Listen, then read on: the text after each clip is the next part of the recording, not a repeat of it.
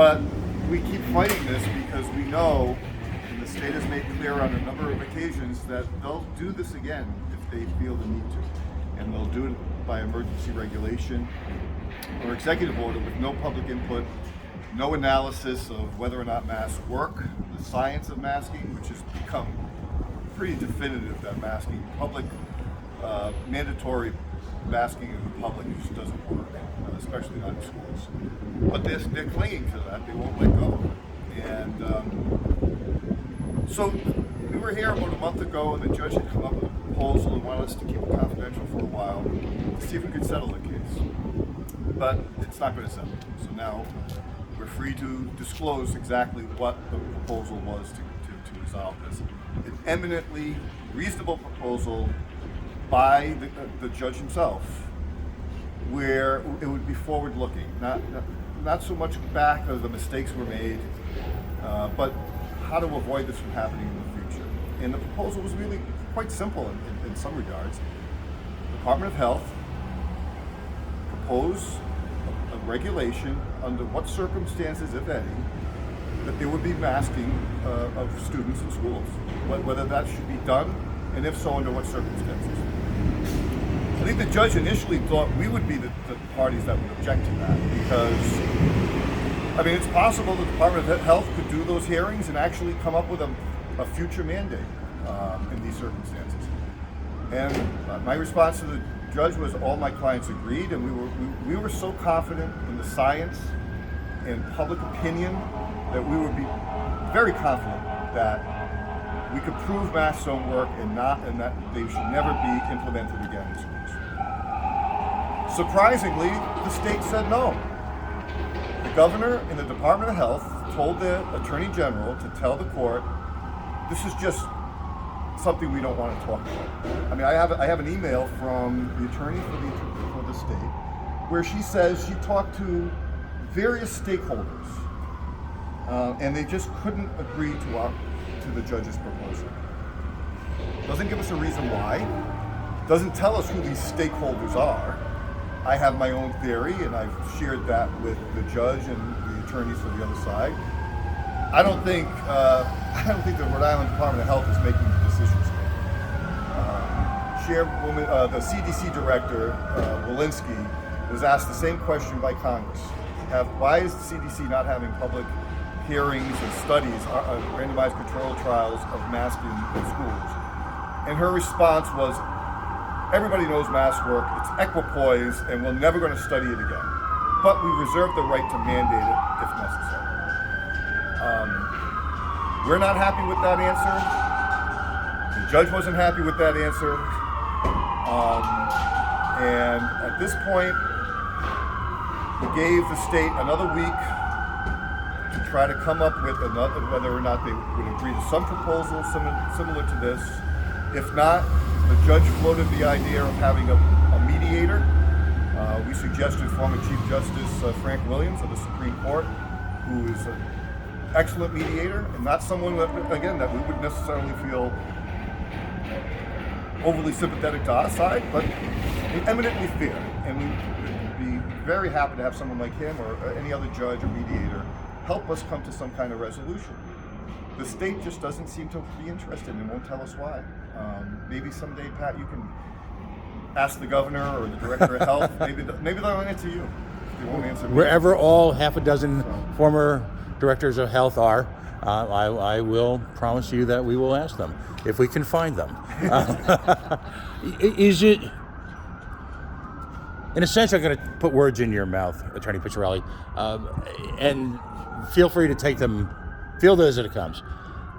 Do you feel that the state is operating at any level in good faith? No. I mean, I don't say that lightly, but the conduct of the state over the last year and a half, just the complete disdain that they have for these parents is just evident. And they think they can just hide behind the Attorney General's office, never answer discovery, never try to have an honest discussion or debate with us about these issues, bury us in their own ludicrous attempts at discovery against my clients, hide behind privileges that don't exist. We'll take a second here as the entire law enforcement community salutes your case, driving by. It's either that or they come and get us. I don't know. I expect animal control to be driving by any moment. I think the Department of Health pulled the fire alarm. Wow. Holy cow. So you're saying, we were bringing up the question of good faith. At what point is there any... We're standing in a building that is supposed to be testament to the rights and what some would say almost the last resort of the citizen, of the individual. And we're standing in a building where ultimately justice is not just blind per se, but they're also special interest blind. They're also governmental agency blind. They're also this is where we honor the rights, really, some would say, of the ultimate minority, and that's the individual. Is that lost here now? Well, no. I'm confident in the judge and the system here that ultimately we will prevail. It's more a question of why are they putting us through this torture? Why are they going through all of these legal machinations? When ultimately the real only resolution we're seeking here is just do what the law really requires you to, and common sense. Have your public hearings. Let the public debate this. What are you hiding from? What is the great fear that the state has from people like this? The group operating within the, if you will, the confines of this lawsuit is called Parents United. There was a time not so long ago when the educational industry in this state bemoaned the absence of the involvement of involved, committed parental figures. Is that lost now? Is this just proof that, and I'll paraphrase on Helican Infante Green, that we're the experts and we'll show you how it's done? Are we? Is there any comeback from that? The only thing I can say is parents need to keep engaged, keep fighting. Don't assume that, well, since the masks have gone away, they'll never come back. There's so many other areas that parents are fighting, and you have to just keep fighting.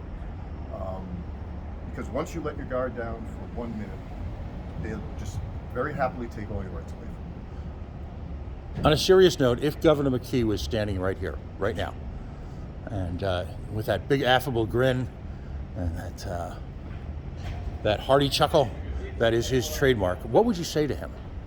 I'd say to the governor, let's sit down, have a beer, have an iced tea, sit with a couple of my clients. Maybe you could have someone from the Department of Health with you, and tell me why are you saying no to this? Why can't we just agree to go forward to air this publicly? That's what I'd ask him, and I'd hope he'd give me an honest answer. In your mind, with decades of legal experience, again in an educational forum, what are they afraid of? Why won't they move forward? My personal opinion, I know this is the opinion of Dr. Boston and all my clients, and quite frankly, thousands of scientists now have come to this conclusion. Masking doesn't work. Don't ever do this again. Put in a regulation prohibiting school districts from doing this on their own. Acknowledge the science that everyone agreed to up until February of 2020. 100 years or more of evidence that masks don't work. It seems like the last 3 years people just have ignored that. And we just want to get back to common sense. That's all. And yet they won't address that head on. Do you think it's the federal funding? Do you think it's... I'll leave that to my clients to spend. Well, let's have a conversation with some of your clients. Yeah, sure. And we've got actually one of the primary expert witnesses here, Dr. Andrew Boston. We'll start out with this guy right here, Mr. the Southwell, if you will, the Southwell of McKee v. Southwell v. McKee. Yeah, he's not the defendant. And by the way, just let me explain that. We're covering a lawsuit that's challenging the governor in his capacity as governor. Correct. Okay. Tell us a little bit about yourself, how you became the named plaintiff, if you will, and what's your thoughts as we reach, about a 2-year anniversary? We're at about 18 months. Okay. But I think we'll get to 2 before it's all said and done. So, yeah, classic case of local control being taken away by the state, right? My local school committee had voted on a mask optional policy way back in August of 2021. And then the governor came in, issued his executive order mandating masks in all schools, regardless of what your school committee said. And for me, that was a red line. Number one, I had no confidence in masks working to prevent the transmission of COVID or protect my son from COVID. And I also deeply resented and was concerned about this loss of local control. That's why local town government is there, right, to take care of some of these issues. And you only escalate, to the next level, whether it's the state or the federal government, when the issue is so big. So this was a clear overstep by the government, and there was a lawsuit brewing, and I said I'd like to be involved, and it came time for a named plaintiff, for the lead plaintiff. I put my hand up, and here I am today, 18 months later, with some of my good friends over here. I've met some great people through this, so. But that's how I got involved. I continue to be concerned about, state administrative agencies taking power away from local governments, whether it's affordable housing, whether it's the Department of Education, whether it's RIDO with the masks, or whatever they may prescribe in the future. And so we're going to continue to push through on this, and we're going to get to the bottom publicly of how we got here in the first place with masks. What science were you actually using? Now, much of it now, largely disproved and deemed questionable at best, out and out manufactured at worst. And we'll get to the bottom of it, and we're going to figure out how we got this terrible science, deeply flawed science and statistics, to masking school children and doing an irreparable harm. We want to know every step that happened in there, what the sequence was, and then we want to break that sequence to make sure that never, ever happens again. You bring up two very powerful words that seem to have been lost in the last few months amidst the haze of the bureaucracy and the proceedings and the glacial pace, if you will, of the justice system, and that's the word irreparable harm. Who first uttered those words in the context of this case? Judge Jeffrey Lanphier. So, how did we forget that? How did we forget irreparable harm, and how did we justify doing irreparable harm to children for some sort of greater public good? Like, what society sacrifices the safety and well-being of their children to protect the adult population? No good society. And so that's kind of what we've been operating on. And again, this gets to let's get all who made these decisions, what were you relying on, what were your motivations? I don't believe for a minute that we were following valid science. I think the new health lab that RIDO got, courtesy of the federal government, or they got a large grant towards that, I think that plays a part in it. Every time the governor signs an executive order extending the emergency for another 30 days, he mentions the availability of federal dollars. I think that plays a big mode, and we're all paying the price. Our kids, more specifically, paid the price. Fair enough. Young lady, could you introduce yourself to the audience, and perhaps if there is the glue that holds this all together, if there is in fact the legal duct tape that holds this organization together. That's super glue over there. Right?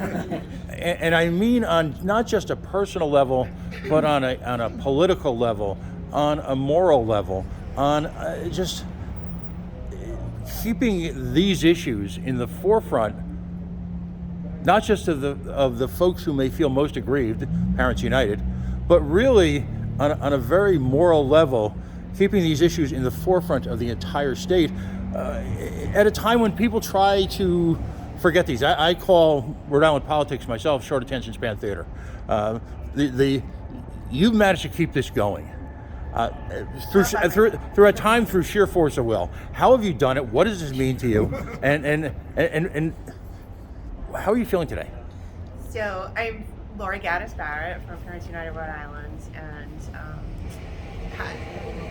you're giving me far too much credit, right? The people that you see here today, there are many, many others that have come to different court dates. There are many others that we speak on the phone with. There are many others that go down to the State House and call their legislators and get things done. So I see my role as largely more organizational, but the fire is in the public. Mm-hmm. And that's where it belongs. And did that answer your question? Yeah, well, on a day like today, when the willingness to work hand in hand with state government despite, and interestingly enough, last night at the State House, we listened to a number of individuals whose lives have been uprooted by state policies, lives have been destroyed, careers ruined, actual physical harm, both on a medical sense as well as a philosophical and an intellectual sense. Just we finally heard in an environment of openness about the devastation that is the result, the direct result of government policies mandated by this administration and its forebears. I think you're exactly right. And I think that the answer is government is for the people, by the people, and what the people are going to do, we're going to start running for office. We've already made those inroads. We started running for our school committees, we started running for our town councils, and we're going to start running for state representative seats. And as we grow our political muscle, right? None of us are trained activists. None of us have ever done anything like this before. But we're committed, and we're committed because of our kids. And what we're tired of is this Rhode Island state government having what appears to be a tedious commitment to obfuscation. We can't even get a list of the documents that they won't give us for discovery. And to me, that just flies in the face of open, honest, transparent government. And that's why we're going to take it back. Dr. Andrew Bostom, if you will, you've served in capacity as the expert witness, an extensive, if you will, background in all of the life sciences associated with this situation. I'm going to ask you, who would be most at home in this courtroom in terms of the conduct of the state and the Attorney General? Franz Kafka, Dostoevsky, or if I can harken back to really bad high school English classes, are we all actually still waiting for Godot? I would have to invoke someone else, Trofim Lysenko. I think he colors. You're gonna have to explain that, Andy. I had to look it up too.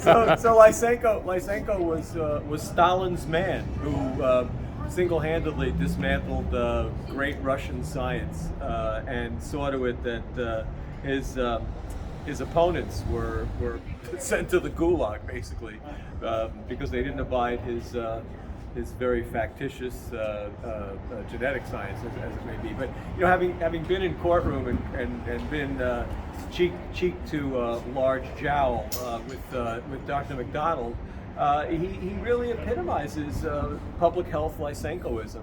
Was completely incurious. There was a recent meta-analysis that just came out. That's it's in the press now constantly.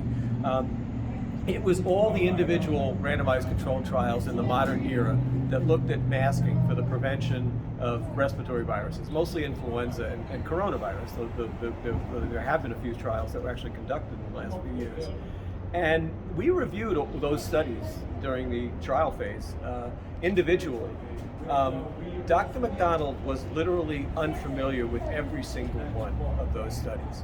And what he was basing his really pseudoscience on were very flawed observational studies, which delved into the bizarre, hairdresser anecdotes, and this was the masks on mannequins, Facebook surveys. I mean, just the litany of garbage that he was willing to cite. But because certain substances rolled downhill, it wasn't all his fault. I mean, the CDC was invoking this same kind of very flimsy evidence, and he was just regurgitating it. And so I think Greg touched on a very key point. It's actually simple, Pat.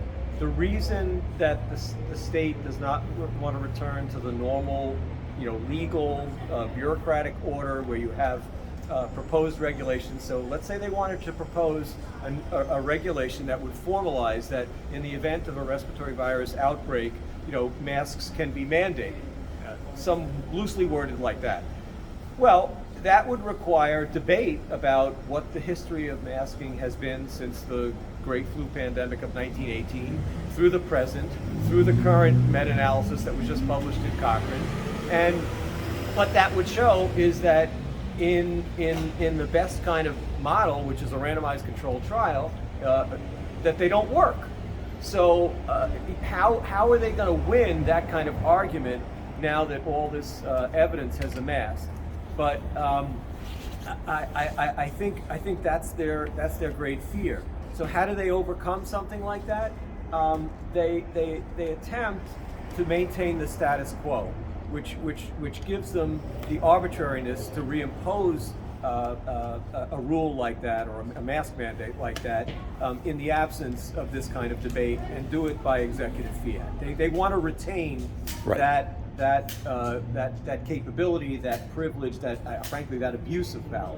They want to be able to reimpose a mask mandate on whim, basically, despite all the evidence having amassed that masks don't work for the prevention of respiratory viral infections. They want that option available to them. Last night, in a concurrent case that we loosely refer to here on the Coalition Radio Network as the trial of the Barrington Three, now terminated, accomplished teacher Brittany Diario took to the stand, and many people who have just begun to see the video are pointing to that, if you will, as a watershed moment, because she was able to elucidate in rapid form the incredible impact that the decisions of, in many cases, self-appointed bureaucrats have been able to maintain over individuals who are in critical parts of our society: nurses, teachers, medical professionals, parents. Was that the point? Was that the line in the sand combined with today? And I'll put this to Greg. Is it time? Is change about to happen? I tell all my clients who have been through a lot of trauma and a lot of days when they just thought, defeat after defeat, where, is anybody ever going to listen to us? And I try to be positive, tell them the science is always going to be on our side. Goodwill is always going to be on our side. People will eventually come to our point of view. And I see it happening. Barrington is dropping their vaccine mandate. State House last night was, I thought, receptive to Rep. Chippendale's bill, and there are actually some other bills I learned that are being proposed, similar bills. So I do think the tide is changing. People need to have strength, patience, and resolve to keep through this. I mean, there are some of our clients here have also been at their times impacted. Mr. Blakely here, for example, a firefighter who almost lost his job, ended up with some small resolution, but certainly not what he deserves. So we just keep fighting, and we all have to do that. And and I just ask anybody who sees this, just be supportive as best you can to even because if you think this is over, it's not. This will happen again, and we can't let that happen. My last question, I'm going to tongue plant it firmly in cheek. I'm going to refer back to a 1970s philosopher, Emily Latella. All right? Never mind. Is never mind ever going to be good enough? Never again. Fair enough. Again, following up here, we're outside of the Rhode Island Superior Court. Attorney Greg Picciarelli and the entire, if you will, traveling cast of Southwell v. McKee. Ever-changing cast. We have a lot of understudies. This is a repertory company at this point, but a lot of tragedy that, as you can see firsthand from a conversation on a day like today, is backed up by a lot of spirit, perseverance, fortitude, and quite frankly, on a number of levels, not just intellectual honesty, but a great deal of courage. Please share this video. Thank you.